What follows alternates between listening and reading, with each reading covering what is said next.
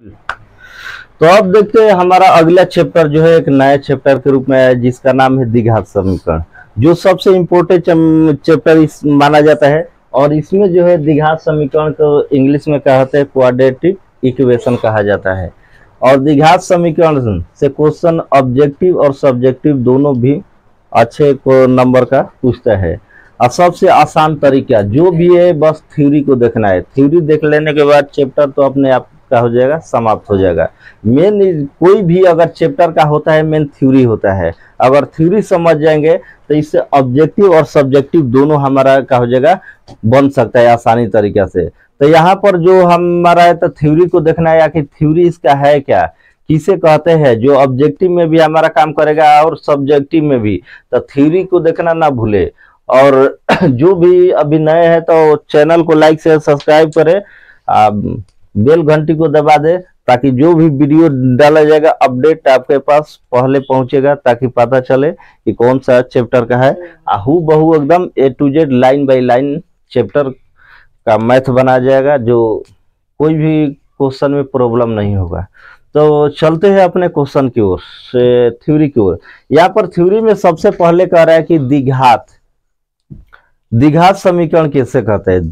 द्वि के मतलब क्या होता है, यहाँ पर लिखा है द्विघात, यही लिखा है। द्वि के मतलब क्या होता है हमारा दो। अघात का मतलब क्या होता है हमारा पावर ही घात होता है ना। जो किसी भी संख्या किसी भी चर के ऊपर जो लिखा रहता है कपार पर, तो उसी को क्या कहा जाता है, हम लोग घात कहते हैं या पावर। और जितना किसी भी संख्या का पावर जितना अधिक रहेगा उसका वैल्यू ही उतना ही क्या रहता है, अधिक रहता है। जितना कम रहेगा उसका वैल्यू ही भी क्या होगा, उतना ही कम होगा। तो सबसे यहाँ पर माने आता है किसका, पावर के बारे में। आखिर पावर है क्या चीज, तो पावर है तो सब चीज है, जानते बड़ा, बिना पावर के कुछ होके वाला नहीं के दुनिया में। तो यहाँ पर द्विघात में हमको सिर्फ पावर देखना है। क्या देखना है, पावर। कितना पावर बा इनके पास, तो दुइये को पावर बा, बेसी ना। अगर दूगो से बेसी पावर हो गई तो समझिए द्विघात ना है, कन्फर्म रूप से अपना भाषा में समझ लिया, ठीक। तो द्विघात के मतलब का होल, सबसे पहले बहुपद को जानते हैं। जो बहुपद चैप्टर हम पढ़े हैं तो बहुपद के बारे में जानते हैं। द्विघात बहुपद क्या है, वैसा बहुपद जिसका घात, घात के मतलब क्या होता है, पावर। पावर दो हो उसे द्विघात बहुपद कहा जाता है। और किसी भी द्विघात बहुपद को सूचित किससे किया जाता है, px qx और rx के द्वारा सूचित किया जाता है। px लिखा, qx लिखा, gx लिखा, rx के द्वारा सूचित किया जाता है। जैसे यहाँ पर सबसे पहले इसका जानते हैं कि द्विघात बहुपद, ये तो समझ गए जिसका पावर दो हो, पावर का हो दो से ज्यादा के बारे में मत सोचिए। पावर दो गो ही शुरू होके चाहिए और दो गो ही अंत। इन तो जहाँ तीन गो चालू कल तो मत समझिए न कि द्विघात है, वो हमारा दोसर हो जाएगा, ठीक। दूसरा त्रिघात में आ जाएगा। तो द्विघात समीकरण का मतलब वही होता है जिसका पावर कितना हो, दो, तो उसे ही द्विघात समीकरण कहा जाता है। और इसका व्यापक रूप सबसे इंपॉर्टेंट होता है। कोई भी समीकरण का क्या होता है, व्यापक रूप ही समीकरण का स्ट्रक्चर होता है, रचना उसी से होता है, ठीक। इसलिए व्यापक रूप इसका क्या हो जाएगा, तो देख लो व्यापक रूप। और यही व्यापक रूप ऑब्जेक्टिव में भी क्या करता है, पूछता है, ठीक। और कैसे पूछता है, यहाँ पर दिया है ax² + bx + c, जहां a नॉट इक्वल 0, मतलब वहां a का मान 0 नहीं होना चाहिए। पहले के पद बताओ 0 हो गई तो आगे गाड़ी बढ़ी ना, शुरू में बताओ लॉस हो गई, एक स्टार्टिंग में एकदम पूरा लॉस हो गई, तो आर हिम्मत करी आगे बढ़ के। लेकिन हिम्मत एजा बढ़ी है, ये सवाल है, ठीक बा, बिजनेस ना है। तो याद रखिए ax² + bx + c, जहां a का मान 0 नहीं होना चाहिए। लेकिन एक में a का मान 0 हो जाए, गाड़ी आगे ना बढ़ी, बिजनेस में आगे बढ़े, चल भाई अगला बार हमारा प्रॉफिट हो सकता, लेकिन एक में बढ़े वाला नहीं है। एग्जाम्पल देखा जा, px शुरू में लागू तो हमारा क्या होता है, बहुपद। यहाँ पर भी px लगा है तो हमारा बहुपद। सिर्फ कोई भी हो, हमको दिखना है कि इसका घात 2 है कि नहीं है। तब देखा जो व्यापक रूप से देखे ax², मतलब उसी तरह से यहाँ पर देखेंगे तो क्या है, हमारा पावर में है क्या है, पावर में 2 है, तब पावर में 2 है तो ये कौन सा समीकरण हो जाएगा, द्विघात। यहाँ पर भी पावर में कितना है हमारा, तो ये कौन सा हो जाएगा, द्विघात। और द्विघात कितने प्रकार का होगा आगे हम लोग देखेंगे और कितने प्रकार से हमें पढ़ना है। तो यहाँ पर अभी जानना है द्विघात, जिसका पावर 2 हो उसे द्विघात समीकरण कहा जाता है। लेकिन अभी तक द्विघात बहुपद न हुआ, द्विघात समीकरण किसे कहते हैं। कोई भी व्यक्ति पूछ देगा कि द्विघात बहुपद और द्विघात समीकरण में अंतर क्या है। अंतर है सिर्फ 0 का। किसका अंतर है, 0 का। अगर कोई भी बहुपद को px qx हटाकर उसके स्थान पर 0 लिख देते हैं तो हमारा क्या हो जाता है, समीकरण। आप px qx लिख देते हैं तो वो हमारा क्या होता है, बहुपद होता है। तो अंतर सिर्फ 0 का अंतर, क्या के 0 के। जब किसी द्विघात बहुपद को या किसी भी बहुपद को अगर 0 के साथ तुलना किया जाता है, किसके साथ, 0 के साथ, मतलब px qx के जगह पर 0 लिख देते हैं तो हमारा क्या हो जाता है, द्विघात समीकरण या समीकरण होता है। ठीक, अगर मान लो समीकरण बहुपद को तुलना किए तो समीकरण के रूप में हो जाएगा, और द्विघात को कहेंगे तो द्विघात समीकरण हो जाएगा। त्रिघात को शून्य के साथ तुलना करेंगे तो त्रिघात समीकरण हो जाएगा। तो परिभाषा में वही सेम टू सेम लिखा है कि द्विघात समीकरण का मतलब क्या है, जब किसी द्विघात बहुपद को शून्य के साथ तुलना किया जाता है, मतलब शून्य के साथ तुलना किया जाता है तो जो प्राप्त मान होता है तो उसे कहते हैं द्विघात समीकरण। क्या कहते हैं, द्विघात समीकरण कहते हैं। जैसे में यहाँ पर देखते थे हमारा 2x² प्लस 3x माइनस कितना है, 5 है। अब बराबर में पहले क्या था हमारा, px qx था, अब बराबर में क्या हो गया हमारा, 0। जब 0 लग गया तो ये हमारा समीकरण हो गया, और इसको हटाकर px qx लिख देंगे तो हो जाएगा हमारा क्या चीज, समीकरण। बस इतना ही अंतर बा, कुछ अंतर नहीं है। ठीक, 2x² प्लस √2x माइनस 2 बराबर कितना है हमारा, 0। तो ये हमारा क्या हो गया, द्विघात समीकरण। और वही द्विघात समीकरण का व्यापक रूप होगा, द्विघात बहुपदे होगा, लेकिन इसमें क्या लगा रहेगा, 0 लगा रहेगा। अगर 0 यहाँ से हटा देंगे तो बहुपद का हो जाएगा, द्विघात बहुपद का। लेकिन 0 अगर इसमें लगा देते हैं, मतलब बराबर के बाद 0 लिख देते हैं, तो यह हमारा क्या हो जाएगा, द्विघात समीकरण हो जाएगा। तो इसका व्यापक रूप यही होता है, याद रखें, ax² plus bx plus c। a का मतलब क्या होता है, तो देखा है, ए का मतलब अगर आगे चल के हमारा निकालना पड़ेगा, विविधतर या विवेचक निकालना पड़ता है, तो वहां पर हमको ए बी सी का मान निकालना है। किसका, ए बी सी का मान निकालना है। तो कैसे पहचानेंगे कि कौन सा ए है, कौन सा बी है, कौन सा सी है। और यही हमारा समीकरण दे दिया, इसमें ए बी सी का मान पूछेंगे तो कौन हो जाएगा, शुरू वाला ए, अब बाद वाला बी, उसके बाद वाला सी। अब इसका मतलब क्या होता है, ए का मतलब होता है ए का x² का गुणांक। किसका गुणांक, x², मतलब x² में जितना से गुणा हुआ है वो किसका मान हो जाएगा, a का मान हो जाएगा। bx, यहाँ पर bx लिखा है तो b का मतलब क्या हो जाएगा, x का गुणांक, मतलब x में जितना से गुणा हुआ है, और c का मतलब जो लास्ट में अचर पद बचता है तो वो हमारा क्या हो जाता है, c का वैल्यू होता है। समझ में आ गया, ABC। ए का मतलब क्या होता है, x² का गुणांक, बी का मतलब क्या होता है, x का गुणांक, और सी का मतलब क्या होता है हमारा, सी का मतलब अचर पद होता है किसी भी समीकरण में। तो यहाँ पर ध्यान देना है कि यहाँ पर समीकरण लिखे हैं जैसे में हम लिखे हैं। ठीक, इसमें पूछेंगे कि ए का मान क्या होगा, बी का मान क्या होगा, तो सी का मान क्या हो जाएगा, ए का मान क्या हो जाएगा 2, बी का मान क्या हो जाएगा 3, सी का मान क्या होगा -5। कोई दिक्कत है जब तक, अब दिक्कत नहीं है तो याद रखा द्विघात समीकरण, ठीक बा, मूल क्या होता है। अगर ए बी सी का मान कहीं भी द्विघात समीकरण में लिखे है कि मूल कैसे ज्ञात किया जाता है, तो द्विघात समीकरण के चर का वह मान जिसे द्विघात समीकरण में रखने पर मान शून्य आ जाता है। अगर कोई भी मान दिया है, ठीक बा, द्विघात समीकरण अगर कोई भी मान दिया है, मान को अगर द्विघात समीकरण में रखते हैं, द्विघात समीकरण में रखेंगे, अगर मान 0 आ जाता है, जैसे 9 क्लास में, पिछले क्लास में हम लोग पढ़े थे कि गुणनखंड है या गुणनखंड नहीं, तो कुछ मान दिया रहता था, उस मान को जब रखते थे x के जगह पर तो मान आ जाता था 0, तो उसको लिखते थे गुणनखंड है। उसी प्रकार यहाँ पर जो मान दिया रहेगा, अगर उस मान को द्विघात समीकरण में रखेंगे, यहाँ पर जहां जहां x है, x का कुछ वैल्यू दे दिया हमारा, x के स्थान पर रखेंगे, अगर मान 0 आ गया तो हमारा क्या है, द्विघात समीकरण का मूल है। और द्विघात समीकरण के मूल 2 गो होते हैं, एगो अल्फा, एगो क्या होता है, बीटा होता है। मतलब 2 गो मान आई, याद रखिए द्विघात समीकरण के 2 आंसर, एक प्लस में एक माइनस में, या दोनों प्लस में भी हो सकता है, जरूर नहीं है कि माइनस से प्लस में आएगा। और द्विघात समीकरण ज्ञात करने की विधि, अब जानेंगे कि द्विघात समीकरण कितने प्रकार से हम लोग ज्ञात कर सकते हैं। तो ज्ञात करने के लिए पहले का मूल विधि कहा जाता है। कौन विधि? मूल विधि।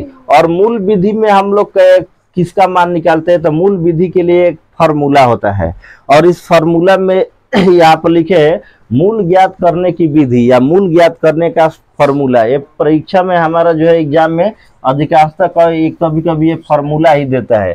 फार्मूला क्या है, ध्यान रखना है कि x बराबर -b plus minus root under b² minus 4ac बाटा में क्या होता है 2। अब कब आता ना लंबा फार्मूला बा, को माइनस प्लस दे दिल बा, बनी कैसे, बहुत आसान से बन जाए जब बनावे लगवा। तो जब थ्योरी के बाद जब क्वेश्चन बनावे लगम ना तब समझ में आवे लगी। अभी इतना समझा कि मूल ज्ञात करने के लिए जब कहेगा तो फार्मूला क्या होता है, x बराबर -b plus minus root under b² minus 4ac बटा में 2a होता है। और इसी को हम तोड़ सकते हैं यहाँ पर, तो जहाँ a का मतलब क्या होता है तो लिखवाई दिल बनी x² का गुणांक, b का मतलब x का गुणांक, c का मतलब अचर पद। और इसको अभी बताए कि द्विघात समीकरण के कितने मान होते हैं, 2 गो। तो 2 गो होते हैं अल्फा बीटा, तो इसको 2 बार तोड़ सकते हैं। आपको इसे देखो, ध्यान रखना है जब कितना साइन बा 2 गो बाटे, तो खाली प्लस में लिखा खाली, तो 2 गो फार्मूला हो गए, एगो अल्फा काटे सी, एगो बीटा, मतलब बीता ही आता ना। चलो देखो, -b एक बार प्लस में लिखा, फिर एक लिखा b² माइनस 4ac अब बाटा में 2a।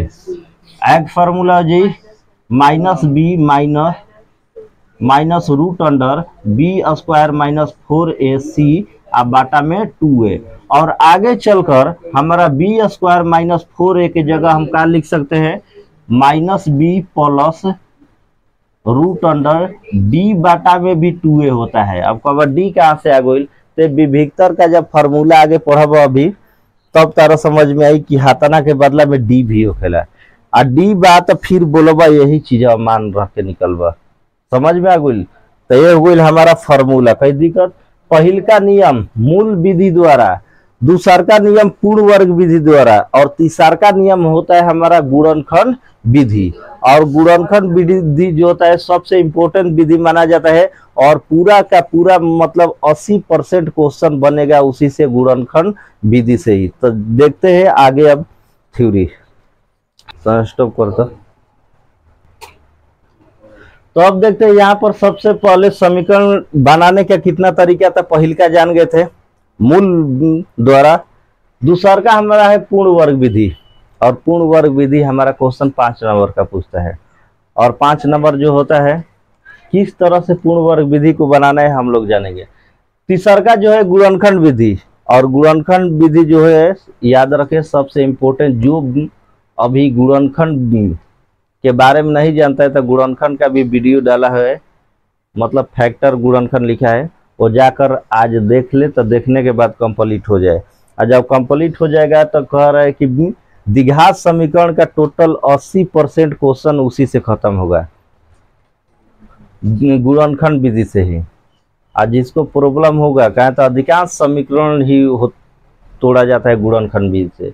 तो गुणनखंड विधि का है सबसे इम्पोर्टेंट है, तो गुणनखंड विधि को देखना बहुत जरूरी है। इसलिए तो जाकर पहले ही से तैयारी रहेगा तो 80% क्वेश्चन समझे खत्म, आधा तक हम बनाएंगे, गुणनखंड के बाद धड़ाक से ना खत्म हो जाएगा। तो ये जिम्मेवारी अब हमारा नहीं है, अभी तो हम बताएंगे, लेकिन फिर भी पहले से जो तैयार रहेगा तो उसका तैयारी और क्या रहेगा, बेस्ट रहेगा। तो यहाँ पर सबसे पहले गुणनखंड विधि। अगला द्विघात समीकरण के प्रकार, कितने प्रकार का होता है, 2 प्रकार याद रखिए। पहले का शुद्ध द्विघात समीकरण, और दूसर का मिश्रित द्विघात समीकरण। मिश्रित के मतलब मिला हुआ, मिश्रित के मतलब क्या होता है, मिला हुआ। सुनिए यहाँ पर जो है कि वैसा द्विघात समीकरण जिसके मध्य, मध्य के मतलब बीच का पद न हो, जिसमें बीच का पद नहीं रहता है। बीच का पद के मतलब क्या हो गया, जैसे में यहाँ पर एक समीकरण लिखते हैं 4x square plus 2x plus 3, इसमें बीच का पद कौन सा है, 2x है। जिसके बीच का पद गायब रहता है, नहीं रहता है, तो याद रखना है उसको शुद्ध द्विघात समीकरण कहते हैं। क्योंकि इससे क्वेश्चन 100% ऑब्जेक्टिव में पूछता ही पूछता है, ना का सवाल नहीं है कि शुद्ध द्विघात समीकरण को कैसे बनाया जाता है, सबसे इंपॉर्टेंट है। तो जिसके बीच का पद नहीं रहता है उसे शुद्ध द्विघात समीकरण कहा जाता है। और इसका व्यापक रूप क्या होता है, तो व्यापक रूप हो जाएगा एक्स स्क्वायर प्लस सी, बी वाला गायब, बी वाला क्या होता है इसमें गायब होता है, एक्स स्क्वायर प्लस सी, जहां ए का मान 0 न हो। कुछ एग्जाम्पल लिखे हैं, यहाँ पर लिखे x square plus 2, x square plus 2 लिखा है, तो 2 कौन सा पद है, सी वाला है अचर पद, बी वाला पद इसमें क्या है, गायब है। तो जब बी वाला गायब है तो हमारा कौन सा हो जाएगा, शुद्ध द्विघात समीकरण। अगला 4x स्क्वायर माइनस 16 बराबर 0, बीच के पद देखा, बाकी ना बीच के पद नहीं है, तो ये कौन सा होगा, शुद्ध। एक्स स्क्वायर माइनस 25, एक क्वेश्चन हमेशा 16 वाला, 25 वाला और 2 वाला और 9 वाला, 4 क्वेश्चन ऐसा बात जो है ऑब्जेक्टिव में जो 100% हर साल चारों में से घुमाकर एक क्वेश्चन 2 क्वेश्चन पूछ देता है। एक्स स्क्वायर माइनस 25, इसका सॉल्यूशन क्या होगा, तो कैसे बनाएंगे, तो एक्स स्क्वायर अब माइनस कितना है 25 बराबर 0 है, 0। अब यहाँ से हम क्या करेंगे कि एक्स अंक को उस साइड भेज देंगे तो हमारा क्या हो जाएगा, प्लस में हो जाएगा, प्लस मान हो जाएगा। अब यहाँ से जब स्क्वायर हटता है तो यहाँ क्या चढ़ता है हमारा रूट, इसलिए x बराबर हमारा क्या हो जाएगा, रूट अंडर 25 का वर्गमूल 5 आ जाएगा। तो यहाँ पर 2 गो मान हो जाएगा प्लस माइनस 5, एगो प्लस में एगो माइनस में, तो प्लस 5 क्या होता है माइनस 5, ये होता है हमारा आंसर। और इसका आंसर डायरेक्ट निकाला जाता है, ऑब्जेक्टिव में ज्यादा समय नहीं लेना है। यहाँ पर 25 है तो 5 होगा, वर्गमूल निकालेंगे। यहाँ पर 2 है तो आंसर में क्या होगा, रूट 2, एक प्लस में एक माइनस में अधिकांश होता है, जो माइनस में रहता तब। 16 है तो 16 कटाएंगे तो 4 से तो 4 आ जाएगा, और 4 का मान कितना होता है, वर्गमूल निकालेंगे तो 2, तो एक प्लस 2 और एक माइनस 2। तो ऑब्जेक्टिव में ये क्वेश्चन हम बताए हैं, और द्विघात समीकरण का ऑब्जेक्टिव का वीडियो भी डाल दिए, टोटल डाला गया है, ठीक। जिसको ये अपना तैयारी देखकर कर सकता है ऑब्जेक्टिव का, ऑब्जेक्टिव सब्जेक्टिव दोनों साथ में चलेगा तो दोनों कंप्लीट होगा परफेक्ट। अब उसके बाद मिश्रित द्विघात समीकरण के किसे कहते हैं, वैसा द्विघात समीकरण जिसके बीच का पद हो, जिसके बीच का पद हो। तो जिस समीकरण का, द्विघात समीकरण का बीच का पद रहता है तो उसे मिश्रित द्विघात समीकरण कहा जाता है। और उसका व्यापक रूप क्या हो जाएगा, तो x square plus b x plus c बराबर 0, जहां ए नॉट इक्वल का हो 0 हो, ए का मान 0 नहीं होना चाहिए। और यहाँ पर जब लिखे हैं तो एक्स स्क्वायर प्लस 25, ये हमारा कौन सा पद है, बी का मान, मतलब बीच का पद है इसमें। X square minus 5x plus कितना है 3 बराबर 0, तो यह हमारा क्या है, बीच का पद है। तो जिसमें बीच का पद रहता है तो हमारा मिश्रित, जिसमें बीच का पद नहीं रहता है तो हमारा क्या होता है, अशुद्ध होता है, ठीक। अशुद्ध मतलब मिश्रित होता है, और जिसमें बीच का पद नहीं रहता है तो शुद्ध होता है, यही ना। अब इसके बाद हमको जानना है एक छोटा सा टॉपिक, और सबसे इंपॉर्टेंट टॉपिक इसको माना जाता है द्विघात समीकरण में। और द्विघात समीकरण में सबसे इंपॉर्टेंट टॉपिक क्या है, विवेचक या विभवांतर। विवेचक या विभवांतर किसे कहते हैं, हाँ विविक्तर, एक मिनट, विभवांतर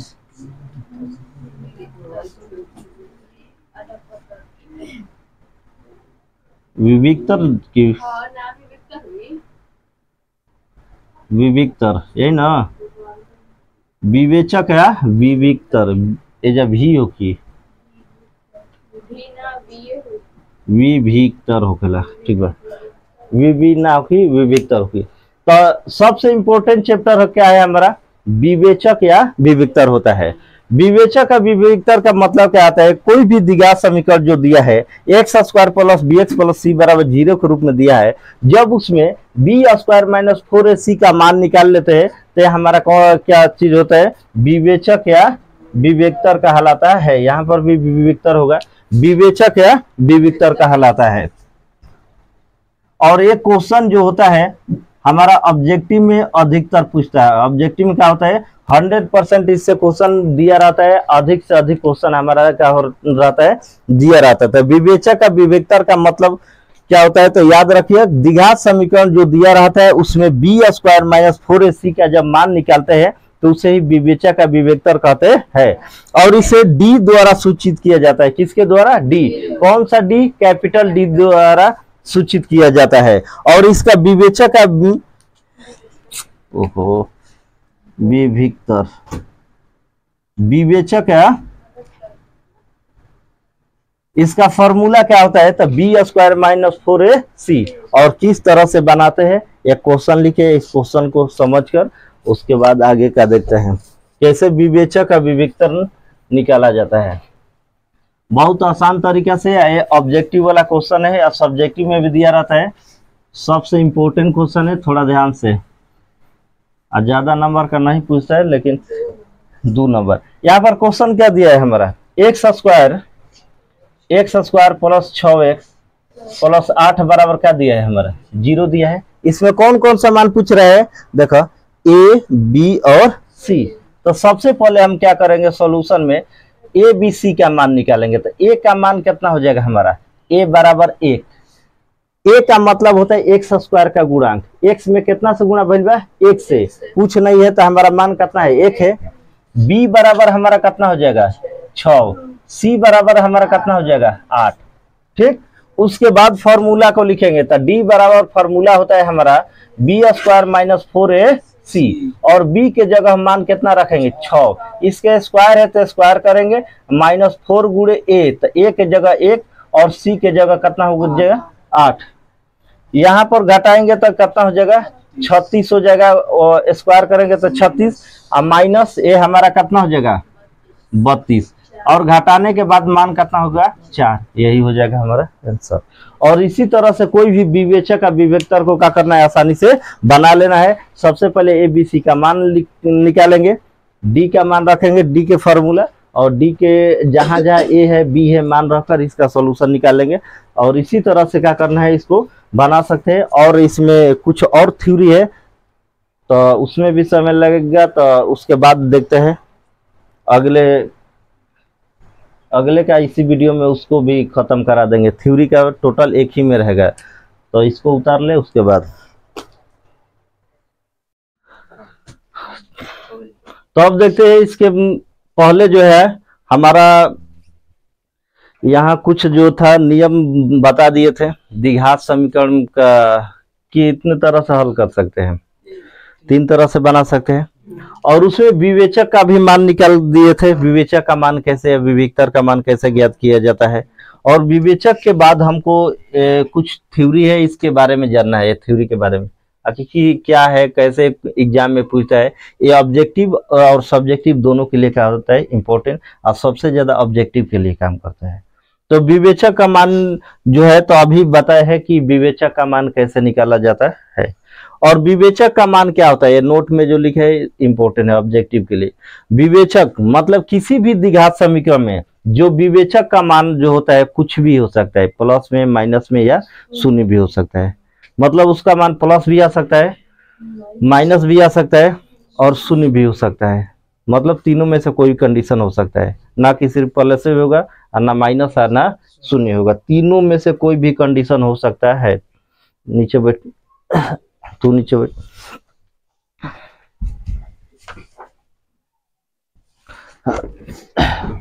हो सकता है, हो गई। अब चलो देखा है, ध्यान दो। किसी भी द्विघात समीकरण के विवेचक का जो मान है वो मूल के प्रकृति पर निर्भर करता है।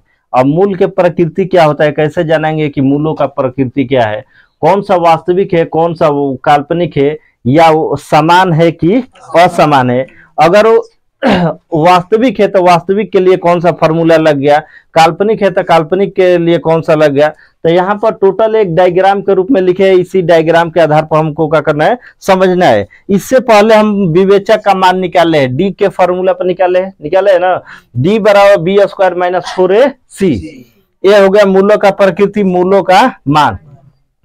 अगर डी का मान निकालते हैं, विवेचक का मान निकालते हैं, किसका मान निकालते हैं, विवेचक का मान, 0 से बड़ा आता है। 0 से क्या आता है, बड़ा। 0 से बड़ा का मतलब क्या हो गया हमारा, 1 2 3 4 प्लस में जितना भी मान होगा वो हमारा 0 से क्या होता है, बड़ा होता है। जो भी मान अगर प्लस में आता है तो वो समझ जाए 0 से क्या होता है, बड़ा। समझ में, 0 से बड़ा का मतलब क्या होता है, धनात्मक मान वो टोटल का होता है हमारा बड़ा ही होता है।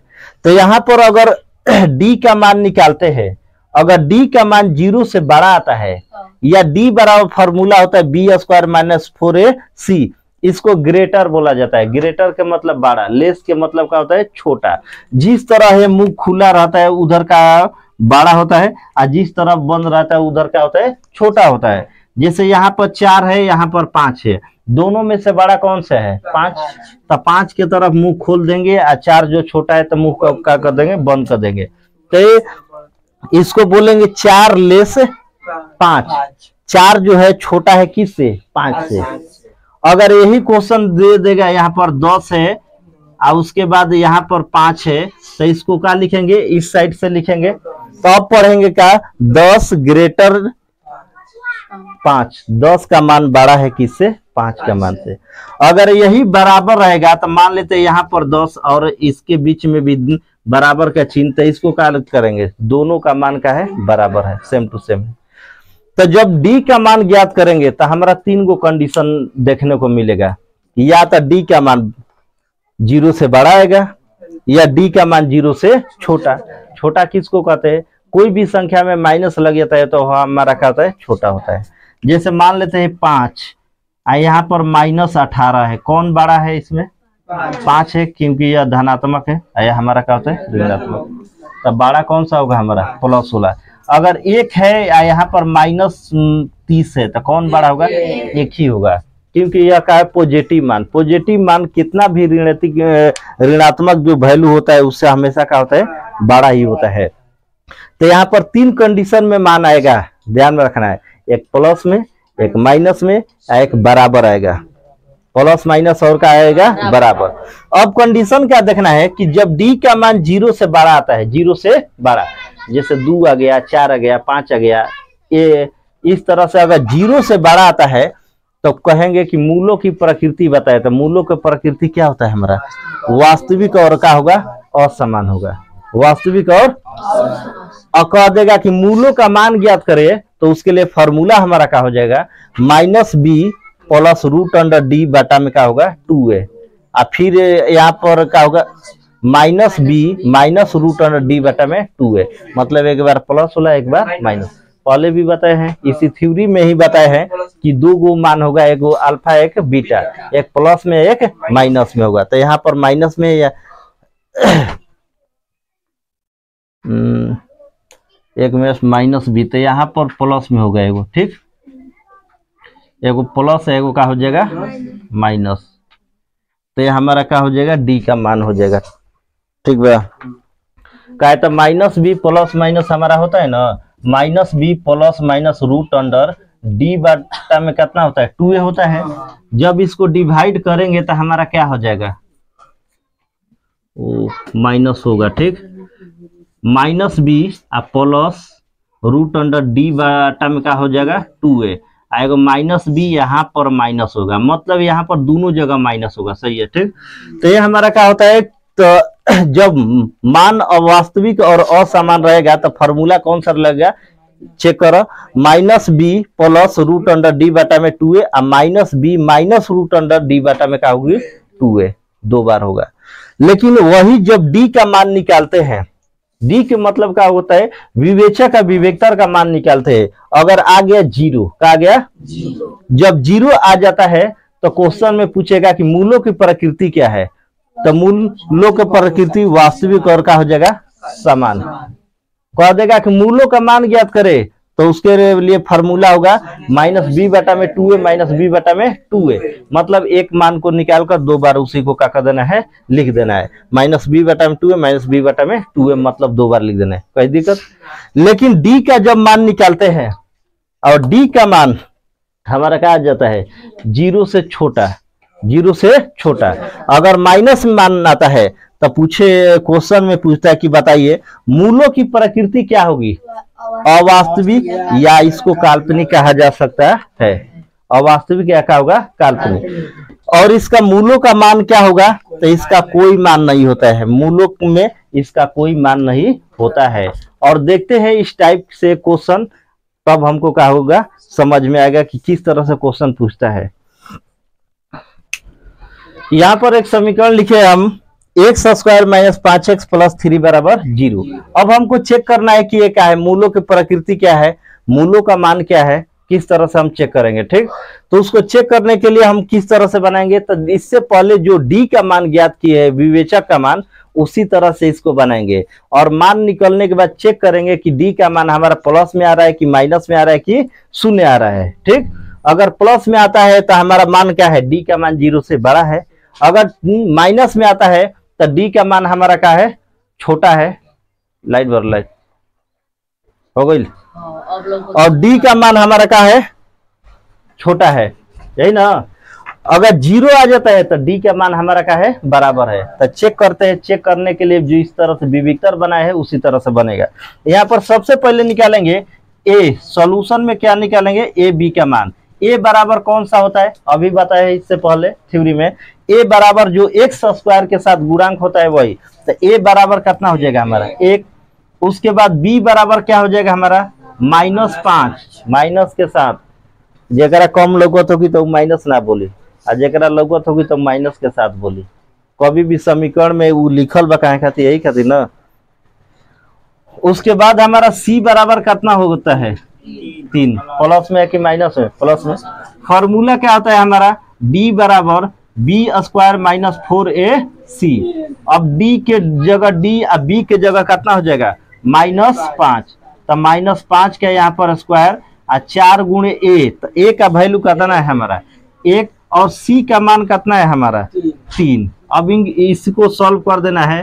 5 के स्क्वायर क्या हो जाएगा हमारा 25, प्लस में कि माइनस में, प्लस में हो जाएगा, क्योंकि यहाँ पर माइनस माइनस का हो जाएगा, 2 बार स्क्वायर हो की तो प्लस, और माइनस चरती आई घटाओ तो मान कितना हो जी, 13 हो जी ना।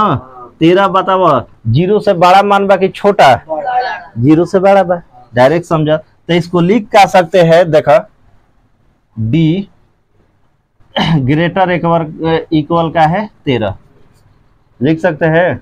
बड़ा वाला है ना, है छोटा वाला का होकर आई बराबर वाला होगा।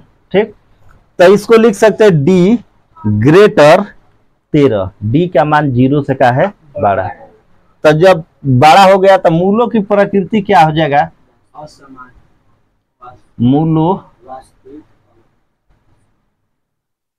मूलों की प्रकृति। तब प्रकृति में लिख देना है हमको, क्या लिख देना है, वास्तविक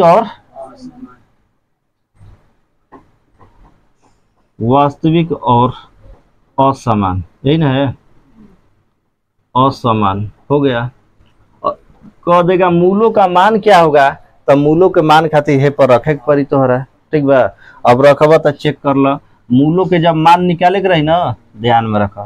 तो हमारा फॉर्मूला क्या है, -b प्लस d/में √d/2, यही ना। पहले पहिलका के मान निकालना, दूसर का के मान निकालते है। अब बताओ b के मान कितना बाइजा, चेक करो, -5 है ना। तो -5 प्लस √d के वैल्यू कितना बा, 13 बा। तो ये लिख दे कितना 13, और 2 गुणे a, तो a का मान कितना बा 1। सॉल्व करो तो -5 प्लस √13, 13 के तो वर्गमूल निकलना जेम कहते हैं, और बाटा में कितना हो जी 2। यह हो गया आंसर।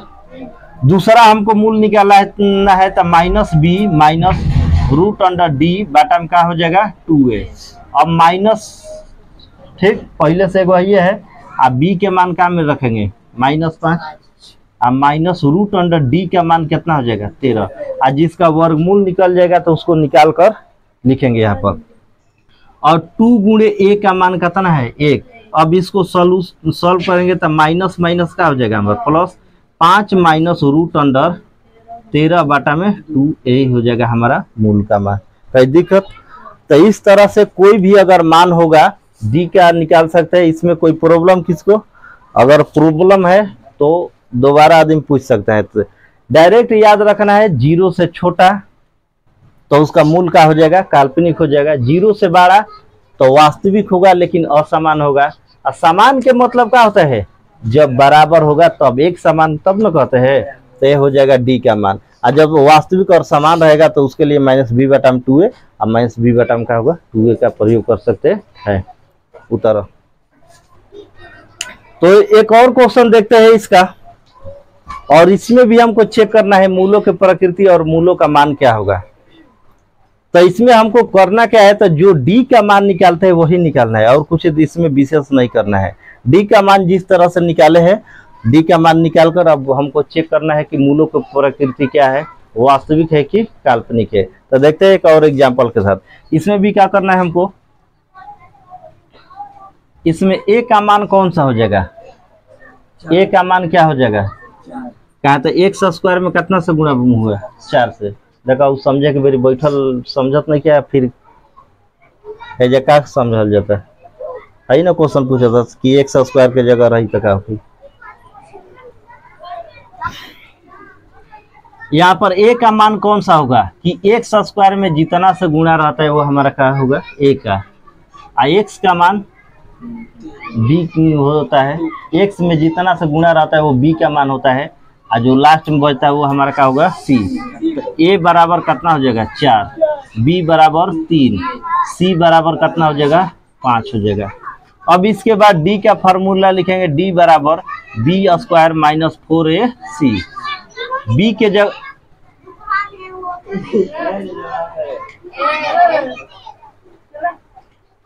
अब देखा जा b के जगह मान कितना लिखेंगे 3, आ स्क्वायर बता स्क्वायर माइनस 4 गुणे a। तो a के जगह कितना 4, c के जगह कितना 5। चेक करो 3 के स्क्वायर कितना 9, 4 के स्क्वायर 16 और 16 पाछे 80 हो गई। अब घटावा मान क्या होगा? माइनस में होता।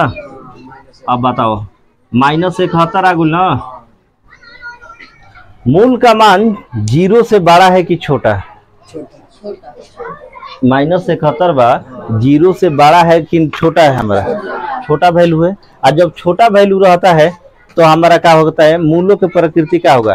काल्पनिक होगा। क्या होगा? काल्पनिक होगा। अर्थात जब 0 से कहला ना कि अगर माइनस में आ जाता है तो वह हमारा मूलों का प्रकृति क्या होता है? काल्पनिक होता है। तो यहाँ पर लिखेंगे क्या, चूंकि d लेस इक्वल का है 0 है ना, या इसको ऐसे भी लिख सकते हैं अर्थात d लेस इक्वल माइनस का हो गया यहाँ पर 71। d का मान 0 से का है छोटा है। ठीक, तो लिखेंगे मूलों की प्रकृति क्या है बताओ। मूलों की प्रकृति जब पूछेगा मूलों की प्रकृति तो लिखेंगे अवास्तविक या काल्पनिक। अवास्तविक या काल्पनिक कह देगा तो याद रखिए माइनस में काल्पनिक। अवास्तविक या काल्पनिक है कह देगा। मूलों का मान क्या होगा? तो इसमें मूलों का मान क्या होगा बताओ। मूलों का मान में क्या हो जाएगा? अच्छा हता ना जल्दी दिमाग पर से उड़ गई। मूलों का मान क्या होगा अभी बता गुल है ना। काल्पनिक और अवास्तविक वाला क्या होता है? मूलों का कोई मान नहीं होता है। तो कहाँ से वो दिमाग पर दिमाग हेजा रखा तब ना। तो हेजा क्या लिखा है? जब भी माइनस में रहता है तो मूलों का कोई मान नहीं होता है। मूलों का कोई मान नहीं होगा। अब मूलों के मान वाला जब पढ़े के बाद तो इंटर में जब चल जाएगा फर्स्ट ईयर में तो किसका निकाल जाता है? जिसका कोई मान नहीं रहता है ना तो वो पढ़ते हैं वहाँ पर इंटर में पढ़ा जाता है।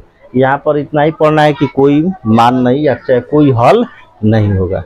ज़्यादा हल के लिए आगे क्लास में। तो यहाँ तक हमारा क्या हो गया, डी का मान भी निकालना, याद रखना है डी का मान बार बार आएगा हमको निकालने के लिए। डी का मान किस तरह से निकालना है, इसी तरह से निकालना है, कहाँ बराबर का चिन्ह देना है, कहाँ या का चिन्ह देना है, हर चीज मैथ में देखा जाता है, ना कि बराबर की जगह या के जगह बराबर, तो वो मैथ में क्या हो जी आधा से अधिक गलत हो जाता है। तो मैथ को स्टेप बाय स्टेप देखना है कि किस तरह से बनाया जाता है, और मैथ में नियम नहीं बदलता है। नियम यहाँ पर डी बराबर b² - 4ac है, न कि दूसरा मास्टर दूसरा बताएगा यही, बस अंक सिर्फ चेंज रहेगा। यहाँ पर 4x² है तो 2x² से समीकरण दे देगा, 3x² से कुछ भी समीकरण चेंज रहेगा, बनाने का तरीका यही रहता है, इसमें कोई दिक्कत नहीं है। तो यहाँ तक हमारा जो है थ्योरी कंप्लीट हो गया, और इस चैप्टर का टोटल थ्योरी कंप्लीट। और एक चीज है जो है गुणनखंड विधि, जो बार बार कह रहे फैक्टर, वो हमारा 4.2 में आएगा, और बार बार कह रहे हैं कि जिसका भी अगर गुणनखंड नहीं आता है तो कम से कम वो देख ले, वीडियो देखने के बाद एकदम कंफर्म समझ में आ जाएगा। उसके बाद फिर हम समझाएंगे, जब 4.2 चलेगा तो 100% एकदम माइंड में चल जाएगा, जो हमेशा के लिए क्या काम करेगा, मतलब टोटल क्वेश्चन उसी से बनेगा। और उसके बाद जो है फिर मिलेंगे हम लोग एक नेक्स्ट अगले दिन 4.1 NCERT किताब से, और वो भी इम्पोर्टेंट है ऑब्जेक्टिव के लिए, वो जो है इम्पोर्टेंट चैप्टर माना जाता है 4.1। तो यहाँ तक थ्योरी हमारा कंप्लीट।